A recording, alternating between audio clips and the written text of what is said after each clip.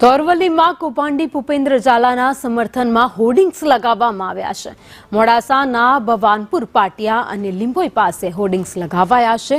વી support BZ group એવું લખાણ સાથે આ હોર્ડિંગ્સ લગાવાયા છે।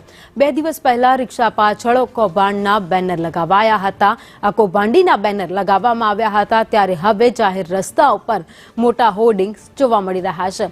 અગાઉ ઝાલાનગર ખાતે સમર્થનમાં સંમેલન પણ યોજાયું હતું। પોલીસે ચોક્કસ કાર્યવાહી ન કરતા કૌભાંડીના સમર્થકો હવે બેફામ બન્યા છે અને જાહેર રસ્તાઓ પર મસમોટા જે બેનરો છે, હોર્ડિંગ્સ છે તે લગાવવામાં આવી રહ્યા છે, જેમાં લખાણ લખવામાં આવ્યું છે કે વી સપોર્ટ BZ। ગુજરાતમાં હમણાં જોરદાર કિંગ થઈ ગયો છે ને તમે બધા સપોર્ટમાં છો એવા મોટા બેનર લાગ્યા છે, મેં જોયું છે। સમજી ગયા ને?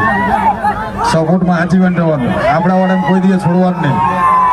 ગમે એટલા 5000 કરોડ હોય ને 5 લાખ કરોડ હોય પણ છોડવાનું નહીં।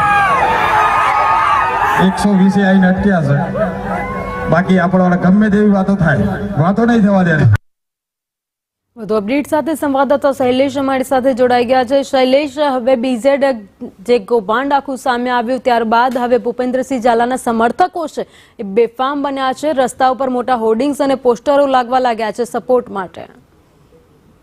ભૂપેન્દ્ર ઝાલા પોન્જી સ્કીમ હેઠળ હાલ જેલમાં છે ત્યારે એના સમર્થકો ઠેર ઠેર સંમેલનો થઈ રહ્યા છે, રિક્ષા ઉપર બેનર લાગે છે, ગામના પ્રવેશદ્વાર ઉપર હોર્ડિંગ લાગ્યા છે। હવે તો વધુ એટલું કે વરઘોડાની અંદર જાહેરમાં ડીજીના જે સંચાલક છે, સંચાલક દ્વારા પણ જાહેરાતો કરવામાં આવે છે। ક્યાંક પોલીસની ઢીલી નીતિ હોય અથવા તો જે કંઈ હોય, પરંતુ એમના સમર્થકો છે બેફામ બની અને આ રીતે એક આરોપી જ્યારે જેલમાં છે ત્યારે એના સમર્થનની અંદર વી સપોર્ટ BZ આવું ખુલ્લેઆમ એવું તેનો પ્રચાર કરી રહ્યા છે। જી, આભાર માહિતી માટે।